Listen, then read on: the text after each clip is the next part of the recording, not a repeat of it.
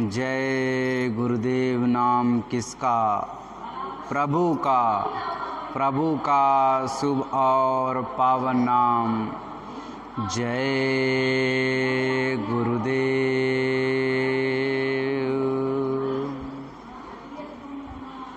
अखंड मंडलाकारं सुव्याप्तमेन चराचरं सुतत्पदं दर्शितेन तस्मै श्री गुरुवे नमः।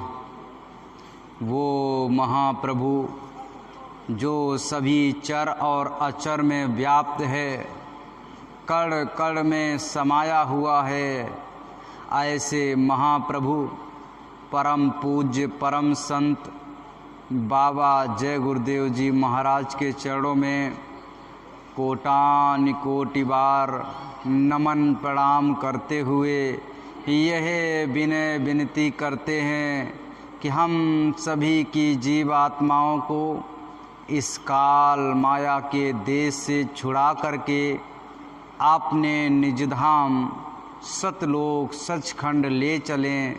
साथ ही साथ पूज्य महाराज जी के चरणों में कोटान कोटि बार नमन प्रणाम करते हुए यह विनय विनती करते हैं कि हम सभी जीवात्माओं को सही मार्गदर्शन देते रहें, अपनी दया दुआ बनाए रखें। जय गुरुदेव।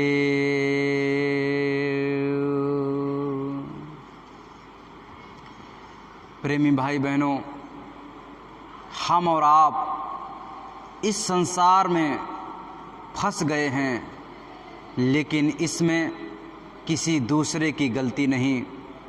किसी दूसरे ने हमको और आपको इस संसार में नहीं फंसाया। हम और आप अपनी ही गलती के वशीभूत होकर के इस संसार में दुख और पीड़ाओं को भोग रहे, क्योंकि इस संसार का नाम मृत्यु लोक है। मृत्यु लोक में किसी को कभी भी सुख और संपन्नता नहीं मिल सकती। चाहे आप पैसे वाले बन जाएं, धनी मानी बन जाएं, आप कुछ भी इस दुनिया में प्राप्त कर लें, लेकिन आपको हमेशा कोई ना कोई दुख, कोई ना कोई पीड़ा। किसी के पास में बहुत पैसा है, लेकिन वो हमेशा इसी में परेशान रहता है, दुखी रहता है कि कोई हमसे आगे ना निकल जाए। किसी के पास में बेचारे के पास है ही नहीं, तो हमेशा वो ये सोचता रहता है कि आज की खाना हम कैसे खाएंगे, आज का हम कैसे अपने जीवन को जीवन यापन करेंगे। प्रेमी भाई बहनों, बस इसी में हमारा आपका ये जीवन जा रहा। हम और आप भूल गए उस परम पिता परमात्मा को, भूल गए जिसने इस धराधाम पे हमको और आपको जन्म दिया। हमको और आपको जन्म देने वाला वो परम पिता परमात्मा, उसने हमको खाने के लिए रोटी दी, रहने के लिए मकान दिया, पालने पोसने के लिए माँ बाप दिए, पानी दिया, रोशनी दिया, ऑक्सीजन दिया, यानी हमारे जीवन को संपूर्ण रूप से चला रहा है। लेकिन प्रेमी भाई बहनों, हम और आप उस परमात्मा के बिल्कुल भी याद नहीं करते, उस परमात्मा के प्रति बिल्कुल धन्यवाद प्रकट नहीं करते। हमेशा अपने परिवार के लिए, पैसे के लिए, बच्चों के लिए, बस इन्हीं के लिए हमेशा सोचते रहते। कभी भी एक सेकंड के लिए भी उस परमात्मा के लिए नहीं सोचते कि हे परमात्मा, तूने ये जो जीवन दिया है इसके लिए आपका बहुत बहुत धन्यवाद। ये मनुष्य शरीर हमको और आपको ऐसे ही नहीं मिल गया। ये बड़े यत्न के बाद में, बड़े पूर्ण के बाद में ये मनुष्य शरीर हमको और आपको मिला, और हम और आप इस संसार में भूल गए। इस संसार में हमको और आपको लगने लगा कि ये संसार हमारा है, लेकिन ये वास्तविक रूप में ये संसार हमारा नहीं है। हम और आप इसको मान लिए, इसी वजह से यहाँ पर दुख और पीड़ाओं को भोग रहे हैं। जिस समय आप मान लोगे, भाई सत्संग में होता क्या है, संत महात्माओं के पास में होता क्या है, जब आप उनके पास में जाते हो, सत्संग में जाते हो, तो आपको बताया जाता है कि संसार वास्तविक रूप में आपका नहीं है, ये शरीर भी आपका नहीं है। जब आप मान लेते हो कि हाँ वास्तविक रूप में ये संसार हमारा नहीं है, ये जो है शरीर भी हमारा नहीं है, यहाँ की कोई भी वस्तु हमारी नहीं है, जब हम मान लेते हैं तभी इस दुनिया के दुख और दर्द से आप दूर हो जाते हो। और जब तक हम मानते नहीं हैं कि हाँ ये संसार अपना नहीं है, जब तक हम इसे अपना मान बैठे हैं, तब तक आपको दुख होगा, पीड़ा होगा, दर्द होगा। उसका सीधा सीधा उदाहरण आपके सामने है कि आपके पड़ोसी के यहाँ पे कोई डेथ हो जाए, कोई मर जाए, आपको तनिक भी दुख आपत्ति नहीं होगी। आपके रिश्तेदारी में कोई मर जाए, थोड़ा बहुत दुख आपत्ति होगी। आपके गांव में कोई जो है समाप्त हो जाए, किसी का शरीर जो है छूट जाए, कोई भी आपको दुख आपत्ति नहीं होगी। क्यों नहीं होगी? समझने की बात है। क्यों? क्योंकि आपने उसको अपना माना ही नहीं। उसके लिए आप दो आंसू नहीं बहाओगे, आपको रोना नहीं आएगा। क्यों नहीं आएगा? क्योंकि आपने उस व्यक्ति को अपना अभी तक माना नहीं है। और आपके घर में किसी को दुख हो जाए, परेशानी हो जाए, किसी की डेथ हो जाए, तो आप रो रो के आंखें सुझा लेते हो, रोटी खाना भूल जाते हो, खाना खाना भूल जाते हो। क्यों? क्योंकि उन परिवार वालों को, उन लोगों को हमने अपना मान लिया है। बस माना ही तो है। और तो ऐसा नहीं है कि कोई आपके साथ में कोई रस्सी बंधी हुई थी और वो कट गई और आपके दर्द हो रहा है, आपको घाव हो गया और आपके खून निकल रहा है। ये तो है नहीं। केवल आपने उनको अपना मान लिया है, इसलिए उनको जब दुख आपत्ति होती है तो आपको भी दुख आपत्ति होना प्रारंभ हो जाती है। आप भी अपने अंदर में दर्द को महसूस करते हैं।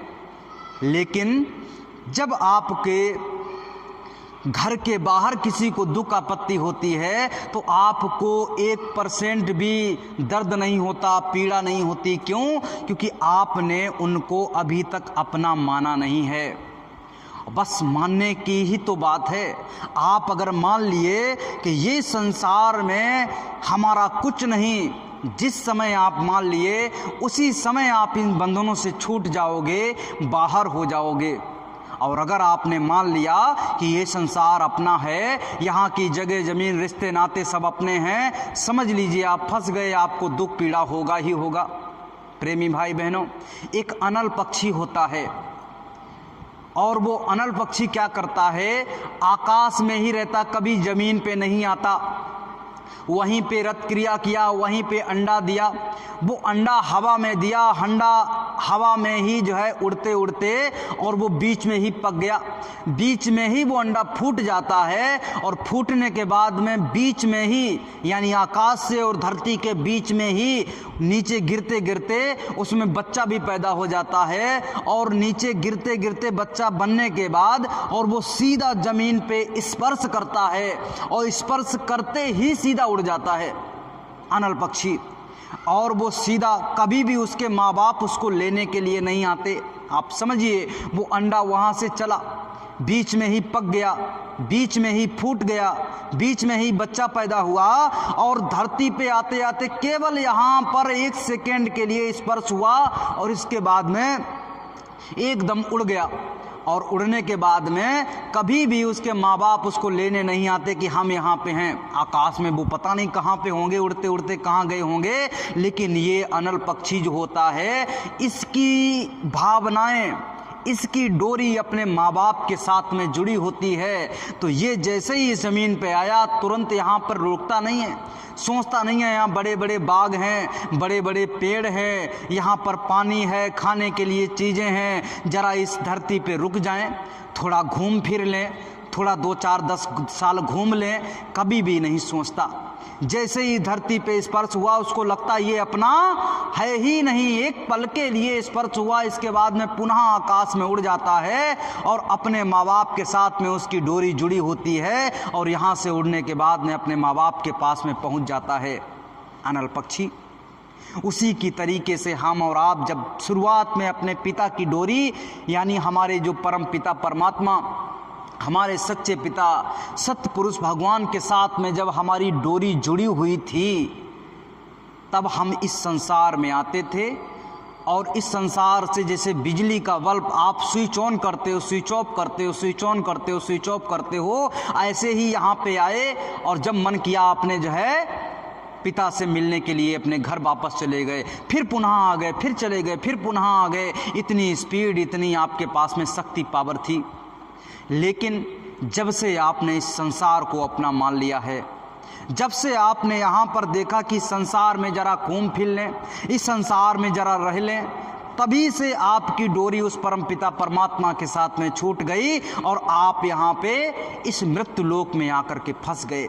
बस यहाँ से अपने आप को सिर्फ और सिर्फ बताने की ज़रूरत है कि यहाँ पर अपना कुछ नहीं। ये विचार जिस समय अपने आप को आप बता दोगे, ये आपकी जीवात्मा ये मान लेगी कि हाँ ये वास्तविक रूप में नहीं है, उसी समय आपका काम हो जाएगा। यहाँ पर हम लोग भ्रमवश फंस गए हैं। कैसे? एक बार की बात है कि एक व्यापारी था, ऊंट का बहुत बड़ा व्यापारी। उसने क्या किया, बहुत सारे ऊंट, 100 ऊंट लेकर के घर से चला।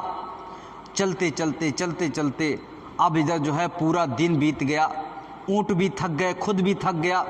उसने सोचा कहीं पे विश्राम कर लिया जाए। एक खेत देखा, वो एकदम खाली पड़ा हुआ था। उसने कहा यहीं पे विश्राम करेंगे। वो एक झोपड़ी बनी हुई थी पास में, वहाँ पे गया व्यापारी और कहने लगा दादा, हम आपके खेत में अपने ऊँटों को रात भर बसेरा करना चाहते हैं, यहाँ रुकना चाहते हैं। दादा ने कहा खाली पड़ा है, कोई बात नहीं, रुक जाओ। उसने क्या किया, अपने ऊँटों को बांधना शुरू किया।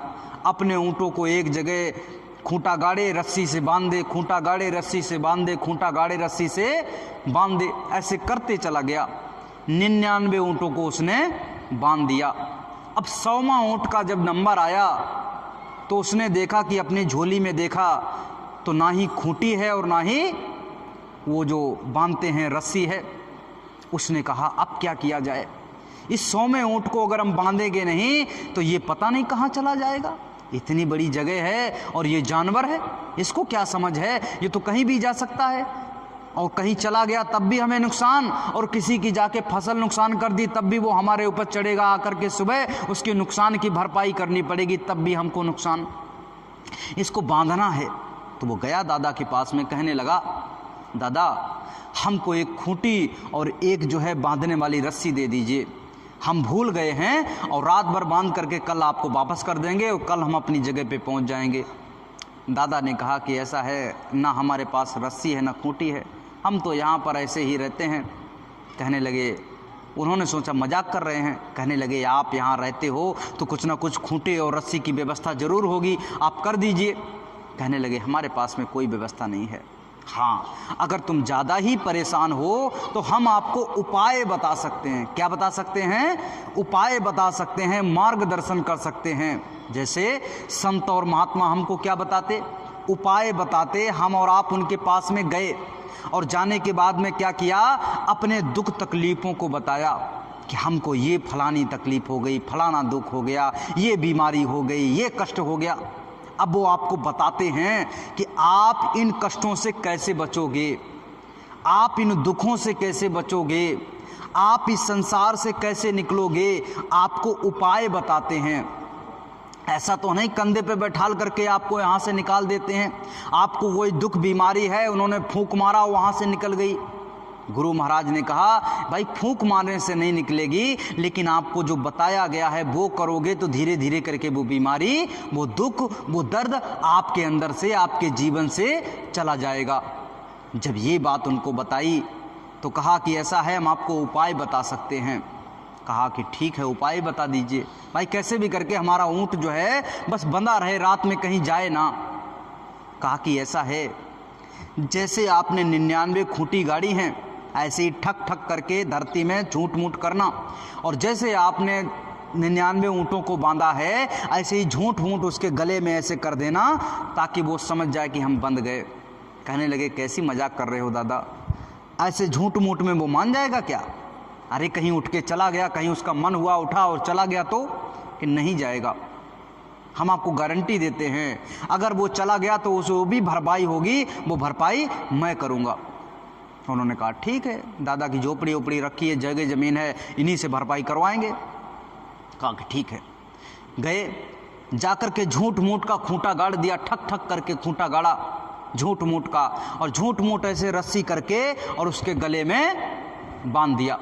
अब जैसे ही रस्सी गले में बांध दिया तो क्या हुआ, ऊँट से कहा बैठ जाओ, तो ऊँट बैठ गया।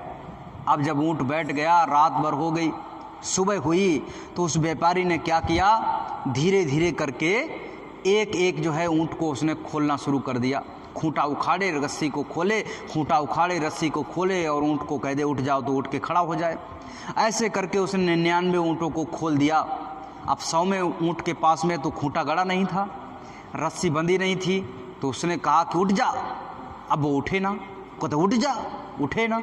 अब सारे ऊँट 99 ऊँट खड़े निकले, वो ऊँट खड़ा ही नहीं हो रहा। उस व्यापारी ने सोचा कि शायद इस बाबा ने कोई जादू मंत्र कर दिया है, कोई जादू टोना कर दिया है, इसकी वजह से हमारा ऊँट उठ नहीं रहा। अब क्या किया जाए। बड़े परेशान होकर के फिर दादा के पास में पहुँचे, कहने लगे आपने कौन सा जादू कर दिया, हमारा ऊँट उठ नहीं रहा। कहने लगे उसका आपने खूंटा उखाड़ा था, उसको गरे से रस्सी से खोला था, भाई तभी तो उठेगा। कहने लगे कैसी बात कर रहे हैं, ना खूंटा गड़ा हुआ है, ना रस्सी बंधी हुई है, कैसे उसको, कैसे हम खूंटा उखाड़ें। कि शाम को कैसे बांधा था, कैसे झूठ मूठ का खूंटा गाड़ा था और झूठ मूठ के ऐसे कर दिया था, वैसे ही जो है झूठ मूठ का ठक ठक करके खूंटा उखाड़ो और झूठ मूठ का ही जो है उसके गले से रस्सी को खोल दो। कहने लगे अच्छा। हाँ, जब परेशान था तो कुछ भी करेगा, जाकर के पहुंचा और जो है उसने झूठ मूठ का ऐसे ठक ठक करके जो है खूंटा उखाड़ा और झूठ मूठ का ऐसे गले में रस्सी करके और उसको खोल दिया और कहा ऊँट खड़ा हो जा, तो खड़ा हो गया। उसने कहा ये कैसे हो गया। चलते चलते वो दादा के पास में गया, कहने लगा आपने बड़ा अच्छा उपाय बताया, उससे जो है हमारा ऊँट रात भर नहीं कहीं गया, ये हुआ कैसे। कहा कि हम लोग इस संसार में भ्रमवश फंस गए हैं, हमको लग रहा है कि हमको काल भगवान ने फंसा दिया, हमको लग रहा है कि इस संसार में हमको किसी दूसरे व्यक्ति ने फांस रखा है, बांध रखा है। लेकिन आप बंधे स्वयं हो, आपको कोई दूसरा व्यक्ति बांधने वाला नहीं है, आपने स्वयं अपने आप को बांध रखा है। आप अगर चाहे तो अपने आप को छुड़ा सकते हैं, बस हमारी सोच बदल जाए, हमारा नज़रिया बदल जाए। हमारा जब नज़रिया बदल जाएगा, हमारी जब सोच बदल जाएगी, तो आपको ये दुनिया एकदम बदली हुई नज़र आएगी।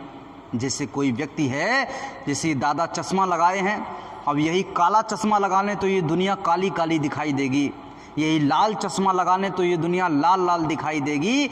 इसी प्रकार से आपको जब सामने से कोई आपको बताता है कि ये दुनिया ऐसी है, यहाँ के लोग ऐसे हैं, यहाँ पर विचारधारा ऐसी है, तो आपको लगने लगता है, हर व्यक्ति आपको कोई कह दे, आपको रोज़ कोई सुबह शाम समझाए कि यहाँ सब चोर हैं चोर हैं चोर हैं, तो आप उठोगे सुबह और जैसे ही देखोगे तो सब आपको चोरी नज़र आएंगे। आप कहोगे ये भी चोर है, ये भी चोर है, ये भी चोर है। और आपको कोई कह दे यहाँ पर देखो सब संत मत के हैं, भले ही वो चोरों की नगरी हो, यहाँ सब सुबह शाम भजन पूजा करते हैं, भगवान से जुड़े रहते हैं, रात दिन उन्हीं में रमे रहते हैं। आप जैसे ही सुबह उठोगे आपको सब संत महात्मा दिखाई देंगे, आपको लगेगा यहाँ के लोग कितने अच्छे हैं, उनके आचार विचार कितने अच्छे हैं, सब सुबह शाम भगवान की, भले ही वो सोच रहा हो आज चोरी कहाँ करनी है रात में और उसकी प्लानिंग बना रहा हो, आपको लगेगा कि ये भजन पूजा पे बैठा हुआ है। ये हमारी सोच पर निर्भर करता है। ये जो दुनिया चल रही है हमारी, ये हमारी सोच पे चल रही है। जिस प्रकार की सोच, जिस प्रकार के विचार अपने अंदर आप डेवलप करोगे, आपका भविष्य उसी प्रकार से बनना प्रारंभ हो जाएगा। आपके विचारों पे ही ये दुनिया निर्भर करती है। अपने विचारों को ही, सबसे पहले तो अपने विचारों को शुद्ध और साफ करने की आवश्यकता है। जब हम इस दुनिया में थे, इस सांसारिक दुनिया में थे, रमे हुए थे, तब हमारे विचार दूसरे प्रकार के थे, हम लोग दूसरे प्रकार से सोचते थे। लेकिन जब से हम गुरु महाराज के चरणों में आए, जब से हम मथुरा खितौरा आश्रम में आए, तो हमारे विचार दूसरे प्रकार के हो गए। हमारे अंदर में सेवा भाव आ गया। हमने और आपने सेवा को समझा कि सेवा क्या है। हमने और आपने समझा कि इस दुनिया में जो हम करते हैं उसका परिणाम हमको मिलता है, और जो हम नहीं करते हैं उसका हमको परिणाम नहीं मिलता है। इस दुनिया में आपने जो कुछ भी किया उसी की बदौलत आज आप जहाँ पे खड़े हुए हो उसको जीवन को जी रहे हो। एक बार की बात है, एक चोर था। चोर उसने अपने बच्चे को सिखाया कि देखो बेटा, कभी भी किसी संत महात्मा के सत्संग में मत जाना, उनके सानिध्य में, उनके साथ में मत जाना। क्यों? क्योंकि अगर तुम संत महात्माओं के सत्संग में चले गए, अगर आप उनके पास में चले गए, तो आप कभी चोरी नहीं कर पाओगे। तो कहा अच्छा, अगर हम संत महात्माओं के पास में चले जाएंगे तो चोरी नहीं कर पाएंगे। और सुबह हमको छोटे पर से क्या सिखाया गया?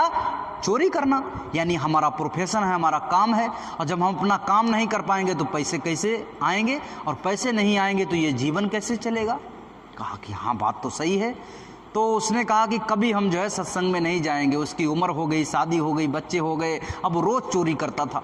इतना एक्सपर्ट था, उसके बाप ने उसको इतना समझा समझा के एक्सपर्ट बना दिया था कि उसको आज तक किसी पुलिस ने, किसी व्यक्ति ने पकड़ ही नहीं पाया। इतना शातिर चोर था। एक बार की बात है, उसने एक राजा के यहाँ पे सेंध काट दिया, राजा के यहाँ पे चोरी कर लिया। अब राजा के यहाँ पे बड़ा एकदम सेंध काट के बड़ी चोरी कर ली। अब जब सुबह हुई तो राजा ने देखा, पता चला कि वहाँ पे आपके खजाने में सेंध कट गई है। वहाँ गए तो देखा वहाँ 2-4 बोरी लगभग में उनका पैसा नहीं था। हीरे मोती जवाहरात जो भरे थे नहीं थे। अब उन्होंने कहा ये कैसे हो गया, अब इस चोरी का कैसे पता लगाया जाए। चोर का पता भी नहीं चला कैसे। इतना सेना, इतना सब कुछ लगा रहा, इतने जासूस लगे रहे, लेकिन उसको पकड़ नहीं पाया। एक वजीर था, वजीर। उसने कहा ये बताइए, अगर हमने चोर को पकड़ लिया तो हमें कितने पैसे देंगे। राजा ने कहा 5 गांव इनाम में देंगे। कितने? 5 गांव इनाम में देंगे, और तुम उसमें राज्य करना 5 गांव में। कहा ठीक है, उनके जिम्मेदार बन जाओगे, वहाँ का तुम राजा बन जाओगे, वहाँ का कर सारा आपको मिलेगा। कहा ठीक है। अब उसने क्या किया, वजीर ने कहा कि सोचना उसने प्रारंभ किया कि आसपास में कितने चोर हैं, उनकी लिस्ट बनाई। लिस्ट बनाने के बाद में धीरे धीरे उसने एक एक चोर को देखना शुरू किया, उसके जीवन में जाना शुरू किया, उसके अकाउंट, उसके आसपास की चीज़ों को, रिश्ते नाते उसने एक भी नहीं छोड़े। जो उसको तरीके आते थे सारे आजमा लिए, सारे चोरों को देख डाला, कोई भी चोर नहीं निकला। वहाँ राजा के यहाँ चोरी नहीं की। एक व्यक्ति बचा। उसने कहा ये व्यक्ति बचा है और इसके अलावा कोई चोरी कर नहीं सकता, यही असली चोर है। वो समझ गया उसके ठाट बाट देख करके, क्योंकि इतने इसके पहले तो इसके ठाट बाट थे नहीं, आज इसके बड़े बड़े ठाट बाट हो गए, इसके मतलब इसी ने चोरी की है। उसने कहा ठीक है, इसको पकड़ना है। पकड़ने के लिए उसने देखा कि ये करता क्या है, ये जाता कहाँ है, ये मानता किसको है। उसने पीछे पीछे उसके चलना प्रारंभ किया। तो वो उसका नित्य नियम था, सुबह उठ कर के एक काली माता का मंदिर था, उसमें जाकर के चोर लोग काली माता ऐसे, दुर्गा माता ऐसे करके बहुत ज़्यादा मानते हैं। तो जाकर के एक मंदिर में और मत्था टेका और रुपया पैसा वहाँ चढ़ाया, प्रसाद चढ़ाया, और बहुत श्रद्धा भाव कहने लगा कि ये काली माता को बहुत ज़्यादा मानता है, अब क्या किया जाए, इसको यहीं पर फंसा दिया जाए। तो उसने क्या किया, दूसरे दिन काली माता का भेष बना करके और ऐसे सब तलवार वगैरह पकड़ करके खड़ा हो गया, मूर्ति को हटा दिया। अब जैसे ही वो चोर आया, चोर ने देखा कि वो तो वैसे ही जिस प्रकार की मूर्ति थी बिल्कुल वैसा ही बन के खड़ा हो गया। भाई शातिर था, उसने गया और जाकर के प्रणाम किया, कहा कि हे माता, उस दिन वो सोच करके गया था कि आज मैं कबूल कर लूँगा, लेकिन जब वो रास्ते से जा रहा था तो उसने एक बात को सुना था। वहाँ रास्ते में एक सत्संग हो रहा था। जैसे हम लोग जय गुरुदेव वाले गांव-गांव में गली गली में सत्संग करते हैं, तो ऐसे एक सत्संग हो रहा था और सत्संग की वचनबाड़ी सुनाई दे रही थी। तो कान में उंगली डाल दो तब भी कुछ शब्द आपको सुनाई दे जाएंगे। तो वहाँ उसको सुनाई पड़ गया, सत्संग में बताया जा रहा था कि देवी देवताओं की परछाई नहीं होती, क्योंकि वो स्थूल शरीर में नहीं होते। स्थूल शरीर की परछाई होगी लेकिन वो लिंग शरीर में होते हैं और लिंग शरीर की परछाई नहीं होती। उसको ये बात पता लग गई। अब जब ये बात उसको पता लग गई तो उसने कहा कि सोचा नहीं, उसको समझा नहीं और चला गया सीधा आगे। उसने कहा सत्संग को सुनना नहीं है, कान में उंगली डाल ली और चला गया। अब सीधे मंदिर में जा रहा था काली माता के, और वहाँ पर जो है चरण छू करके फिर चोरी करने जाता। जैसे ही उसने चरण स्पर्श किए, उसने कहा कि भाई मैं चोरी करने जा रहा हूँ, लेकिन आज आपको एक बात बतानी है मुझे। उसके मन में ये चीज़ थी कि आज जो है जो चोर राजा के यहाँ चोरी की थी उसके बारे में काली माता को बता देंगे। तो बताने वाला था। जैसे ही वो बताने वाला था, वो काली माता की मूर्ति बोली कि हे दुष्ट, हे पापी, जो रोज रोज चोरी करने जाता है, तो बता कितनी सबसे बड़ी चोरी तूने कौन सी की। तो वो जैसे ही बताने वाला था कि मैंने राजा के यहाँ चोरी की, उसने कहा मैंने राजा के यहाँ चोरी, इतनी कह पाया उसकी नज़र पड़ी कि ये छाया कैसी है। अभी तो पंडित जी वहाँ पे उस सत्संग में बता रहे थे, वो वक्ता बता रहे थे कि उनकी छाया नहीं होती है और ये छाया है इसकी, इसके मतलब ये कोई बहरूपिया है हमारा पीछा, क्योंकि वो भी सातिर था। तो उसने कहा ये बहरूपिया है, हमारा पीछा कर रहा है, ये कोई जासूस है और ये मुझे पकड़ लेगा। अब क्या किया जाए। उसने ये तो कह दिया कि मैंने राजा के यहाँ चोरी, और चोरी के बाद में कहने वाला था कि हाँ राजा के यहाँ चोरी की। कहने लगा कि राजा के यहाँ चोरी बहुत बड़ी हुई थी लेकिन मैंने नहीं की, मैंने बिल्कुल भी नहीं की। अगर आपको लग रहा हो कि मैंने चोरी की तो अपनी तलवार से मेरी मुंडी काट दो। अब जैसे ही उसने कहा कि मेरे सिर को काट दो, अब एकदम मूड पटकने लगा कि मैंने आज तक ऐसा कुछ नहीं किया, छोटी मोटी चोरी की है मैंने। इतना ज़्यादा जब उसने देखा तो कहा ठीक है बस जाओ। वो वहाँ से चला गया। वो जासूस वहाँ से अपना भेष बदला और राजा के पास में पहुँचा। कहने लगा राजा साहब, आसपास के किसी भी चोर ने चोरी नहीं की। एक सबसे बड़ा शक था एक सातिर चोर पे, जो आज तक कभी पकड़ा नहीं गया। छोटी मोटी तो चोरी करता है वो, लेकिन आपके यहाँ सेंध उसने नहीं काटी, उसने चोरी नहीं की, क्योंकि वो जिसको मानता है उसके सामने एकदम सब कुछ सच सच बोलता है। वहाँ पे जो है राजा ने कहा कोई बात नहीं, केस बंद कर दो। इतना जो है सब कुछ हो गया, जब नहीं मिला चोर तो केस को बंद कर दिया जाए। केस को बंद कर दिया गया। उधर क्या हुआ, उसने सोचा सत्संग के एक वचन से मेरी जान बच गई, नहीं तो फांसी तय थी। अब सत्संग के एक वचन से अगर मेरी फांसी बच गई, तो अगर मैंने पूरा सत्संग सुन लिया तो हमारा जीवन ही बदल जाएगा, हमारा लोक और परलोक दोनों बदल जाएगा। उसने क्या किया, आज से चोरी करना बंद। अब जो रुपया पैसा है और कुछ मेहनत कमाएंगे उसी से अपने जीवन यापन करेंगे। आज से चोरी बंद। और हमारे पिताजी ने हमको क्या है, धोखे में रखा। तभी तो संत महात्माओं ने कहा आशा के फूल मेरे बच्चों, तुमको भविष्य है देख रहा, तू कौन कहाँ क्या खेल रहा, किसकी संगत में खेल रहा। जो यही तुम्हारे माता पिता जो आज अंधेरे में बैठे हैं और इसी अंधेरे की तुमको सदा दीक्षा देते रहते हैं, यानी शिक्षा दीक्षा देते रहते हैं। यानी वो अंधेरे में, ये जो मृत्यु लोक में आपको माँ बाप दिखाई दे रहे हैं, यहाँ के लोग दिखाई दे रहे हैं, संत महात्माओं से मिले नहीं। जीवन जैसा वो पिछले वालों ने उनको बताया और वो जो है अपने आगे वाले बच्चों को बताए चले जा रहे। अंधेरे में जीवन जिए रहे, धकेले चले जा रहे जीवन को। लेकिन संत महात्माओं के जो शरण में जीव आ गए, संत महात्माओं ने बताया कि ये जो अंधकार आपके अंदर में है और उसको कैसे हटाया जाएगा। आप अपने अंदर में दीपक उज्जवल कर सकते हो, जला सकते हो, उसी से आपके अंदर में उजाला हो जाएगा और आपके अंदर में धीरे धीरे ये अंधकार भाग जाएगा। किसने बताया? सब संत महात्माओं की शरण में आए। तो उसको चोर को लगने लगा कि भाई अभी तक तो हमारे पिता ने हमको जो है अंधेरे में रखा, वो खुद अंधेरे में थे और हमको भी अंधेरे में रखा, लेकिन अगर हमको सच्चा कोई व्यक्ति मिल जाए, सच्ची रास्ता बताने वाला मिल जाए, तो हम अपने जीवन में जो है रोशनी को पा सकते हैं, अपने जीवन से अंधेरे को छाट सकते हैं। प्रेमी भाई बहनों, तो उसने क्या किया, अपने चोरी के जीवन को छोड़ करके और जो है सत्संग के जीवन में आ गया, संत महात्माओं की शरण में आ गया। प्रेमी भाई बहनों, यही जीवन हमारा आपका है। हम और आप भी इस दुनिया में भ्रमवश फंस गए हैं।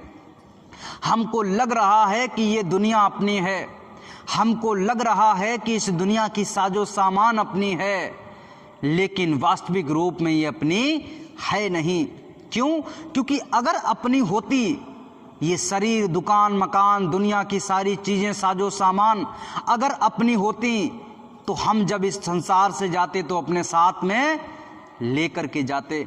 आप कभी बाहर जाते हो, इस दुनिया में जाते हो, आप कहीं कमाने के लिए जाते हो, आपने किराए पे रूम लिया और फिर वहाँ की जो है चीज़ों को उपयोग करना प्रारंभ किया, लेकिन जब आप वहाँ से आते हो अपने घर के लिए, तो आप क्या करते हो? ऐसा तो है नहीं उस घर को आप उठा लेते हो, वहाँ की चीज़ों को, वहाँ की सामानों को उठा लेते हो।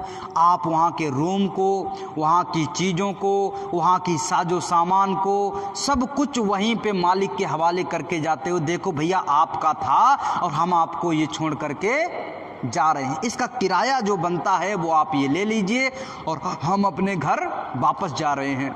उसी प्रकार से तो यहाँ पर हमको मृत्यु लोक में भेजा गया, यहाँ पर हमको बता दिया गया कि ये घर, मकान, दुकान, ये सब कुछ आपको दे दिया गया और ये किराए पे आपको ये शरीर भी दे दिया गया। जब यहाँ से आप जाने लगोगे तो ये सब कुछ, ये शरीर भी आपका यहाँ रखवा लिया जाएगा। हम लोग सोचते हैं कि हम ही तो हैं, लेकिन ये शरीर भी हमारे साथ में नहीं जाने वाला। इस शरीर को भी यहाँ रखवा लिया जाएगा, यहाँ की साजो सामान रखवा ली जाएगी और कहा जाएगा, इसके बावजूद क्या कहेगा वो, सारी सामान रखवाने के बाद इसका किराया दो, जो भी आपने इसको उपयोग किया इसका किराया दो। और आपने कुछ अगर कमाया ही नहीं, जैसे आप गए और आप निठल्ले रूप में घूमते रहे, आप किसी कंपनी में आपने जॉब यानी नौकरी नहीं की, पैसा नहीं मिला, तो जब वो मकान मालिक किराया मांगेगा तो दे लोगे? नहीं दे पाओगे। तो पकड़ करके वहीं पे बर्तन मंजवाएगा, वहीं पे झाड़ू लगवाएगा, वहीं पे आपसे जो है काम करवाएगा, जो भी उसके मन में आएगा। भैंस होगी, कहेगा गोबर डालो तो गोबर डालोगे। क्यों? क्योंकि आपने जो है वहाँ पे जो है आपने कमाई नहीं की, समय रहते आपने कमाई नहीं की, और आप जब आप जाने का वक्त हो गया तो आप जो है किराया नहीं दे पा रहे, तो पकड़ करके जो मन में आएगा वो करवाएगा।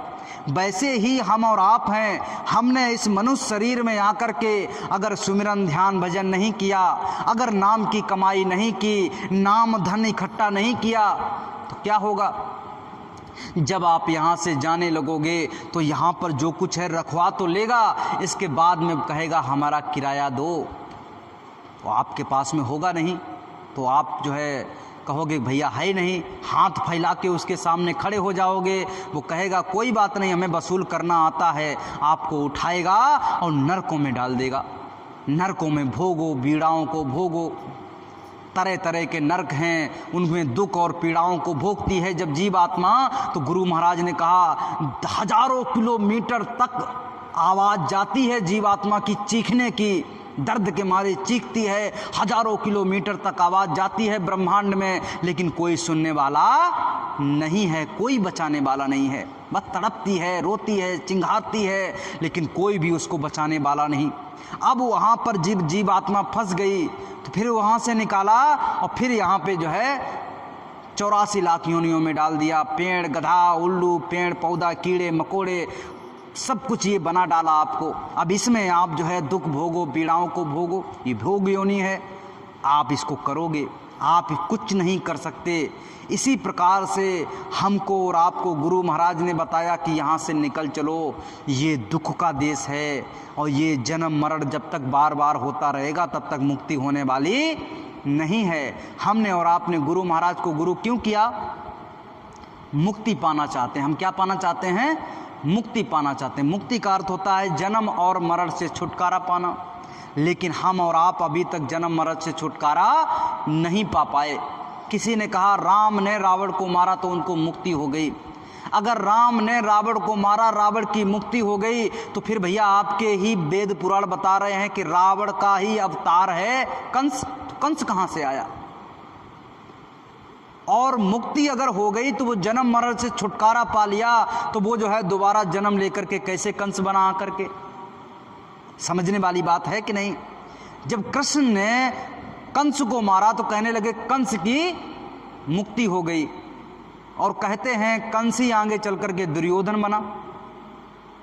वही तो बना। तो वो जब बना आकर के, तो फिर जो है जाकर के आप कैसे कह सकते हो कि मुक्ति हो गई? ऐसे ही ये जीवन चलता रहा, जीव आत्मा आई गई आई गई आई गई और हमेशा जो है इस संसार में फंसी रही, लेकिन वो यहाँ से जन्म और मरण से छुटकारा नहीं पा पाई। जब हमारा जन्म और मरण से छुटकारा हो जाएगा, और छुटकारा कब होगा जन्म और मरण से? जब आपका सारा कर्म कर्जा चुकता हो जाएगा।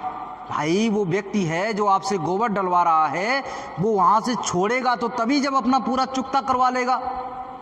तो सारा का सारा कर्जा, पाप और पुण्य का सारा कर्जा जब आप चुकता कर दोगे, तो वो कहेगा ठीक है अब आप जाइए, अब आप जाइए, हम आपको रोकने वाले नहीं हैं। गुरु महाराज ने कहा आपकी जीव आत्मा जब मेहनत करके साधना करके उस परम पिता परमात्मा यानी ये काल भगवान, इस देश का मालिक, उसको भी हम परम पिता परमात्मा कहते हैं क्योंकि इस देश का मालिक है वो, उसके आगे भी सर झुकाना पड़ता है। वो जब वहाँ पर आप पहुँचते हो तो आपको देख करके बेचारा हंसता है, ठाके मार के हंसता है कि तुम कैसे यहाँ पे आ गए? हमने तो इतने बंधन लगा रखे, इतनी इंद्रियां बना रखी, मन माया का बंधन लगा रखा, और ये 33 करोड़ देवता आपके हर एक द्वार पे बैठा रखे। 33 करोड़ द्वार आपको पार करके जाने हैं। 33 करोड़ द्वार, एक दो द्वार नहीं हैं। 33 करोड़ द्वार जब आप पार करोगे तब देवलोक को और देवी लोक को पार कर पाओगे, माया लोक को पार कर पाओगे। इसके बाद में ईश्वर बैठा है, इसके बाद में ब्रह्म बैठा है, इसके बाद में पार ब्रह्म बैठा है, वो तो ऊपर की यात्रा है। लेकिन पहले ये 33 करोड़ द्वार आपको पार करने पड़ेंगे। हर द्वार पे आपको नए नए लालच दिखाए जाएंगे, हर द्वार पे आपको तरह तरह की विविध प्रकार से रोकने की वो जो है क्रियाएं बनाएंगे। आपको केवल उनमें रुकना नहीं है, आपको अपने आप को गुरु के चरणों में समर्पित कर देना है, अपना हाथ दे देना है कि हो सकता है किसी द्वार पे कुछ ऐसा हमको मिल जाए, कुछ ऐसा स्वाभाविक, कुछ ऐसा इतना सुंदर हो कि मैं वहीं पे गिर पड़ूं, कहने लगूं अब भैया नहीं जाएंगे। गुरु का हाथ छोड़ के जरा रुक लें और 2-4-5 मिनट इसे देख लें। ये क्या कलात्मक चीज़ें हैं, उनको देखने के लिए आप अगर रुक गए तो बस गुरु तो आगे निकल जाएंगे। इसीलिए प्रेमी भाई बहनों, हमको अपने गुरु को अपना हाथ पकड़ा देना है, क्योंकि गुरु ने एक बार हाथ पकड़ लिया तो वो छोड़ने वाले नहीं हैं, क्योंकि वो पहले से 33 करोड़ द्वार पार करके अपने घर वापस जा चुके हैं। तो ये द्वारों को पार करते हुए हमको जाना है।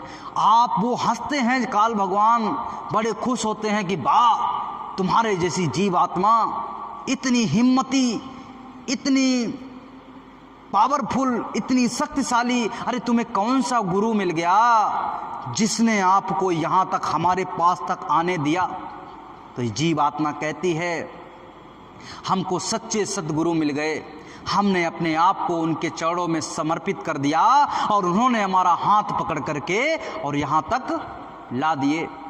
तब वो रास्ता बताते हैं कि यहाँ से चले जाओ, उधर चले जाओ, उधर ही एक रास्ता है, दाहिने साइड में रास्ता है, वहाँ से हमारी जीव आत्मा आगे की ओर चलती है, ऊंची नीची पहाड़ियों को पार करती है। घट रामायण में साफ साफ लिखा है कि ऐसे करके हमारी जीव आत्मा आगे की ओर बढ़ती है।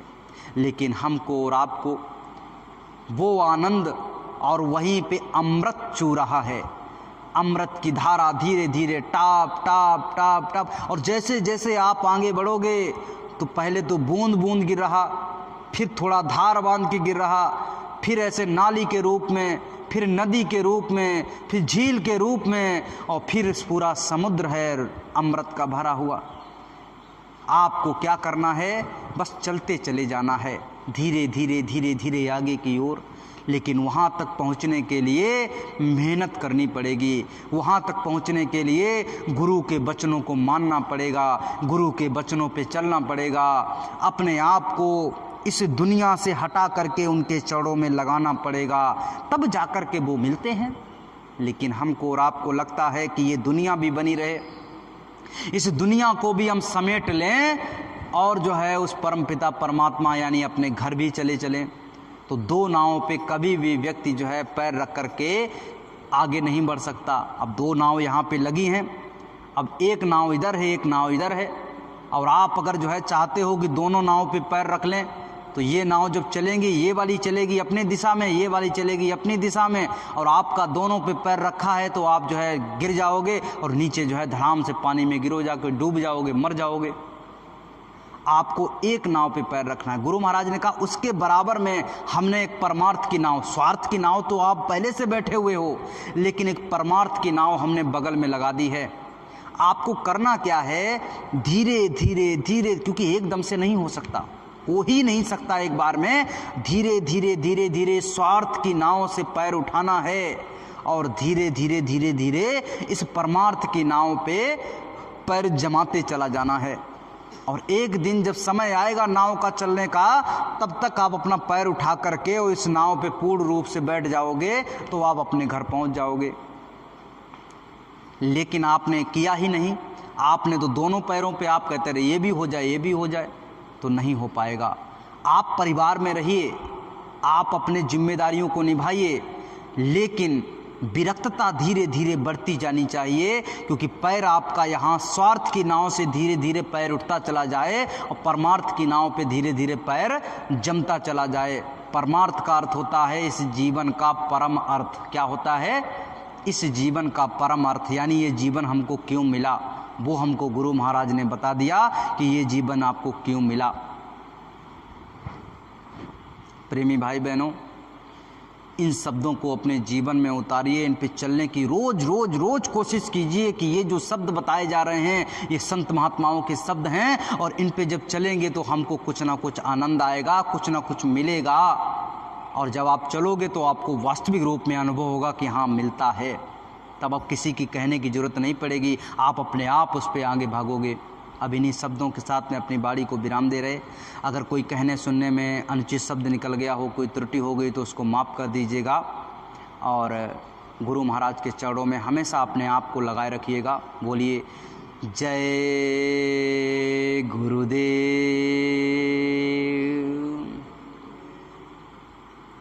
सभी प्रेमी भाई बहन एक साथ में सामूहिक आरती करेंगे। विनय करूं मैं दो कर जोरे, सतगुरु द्वारे तुम्हारे, बिन घृत दीपो आरती साजूं, दो अखियन मझधारे, भावो सहित नित बैठी झरोखे, जो हत प्रियतम प्यारे, पग धुनि सुनाहु श्रवण हिये अपने, मन के काज बिसारे, जागी सुरत पियत चरणामृत, पियत पियत हुई न्यारी, घंटा शंख मृदंग सारंगी, बंसी बीन सुनारी। जय गुरुदेव जी की आरती करते, गावत जय जयकारे, विनय करूं मैं दो कर जोरे, सतगुरु द्वारे तुम्हारे, मालिक के द्वारे तुम्हारे, दाता द्वारे तुम्हारे, समर्थ द्वारे तुम्हारे। जय गुरुदेव। बाबा जय गुरुदेव जी महाराज का कहना है, क्या खाने से होगी भलाई, अब भी संभल न पाओगे। पूज्य महाराज जी की प्रार्थना, हाथ जोड़कर विनय हमारी। गुरु महाराज के चरणों में मत्था टेक करके अपने गुनाहों की माफ़ी मांग लेंगे और जब सुबह घंटी लगेगी तो सभी प्रेमी भाई बहन आ जाएंगे। बोलिए जय गुरुदेव।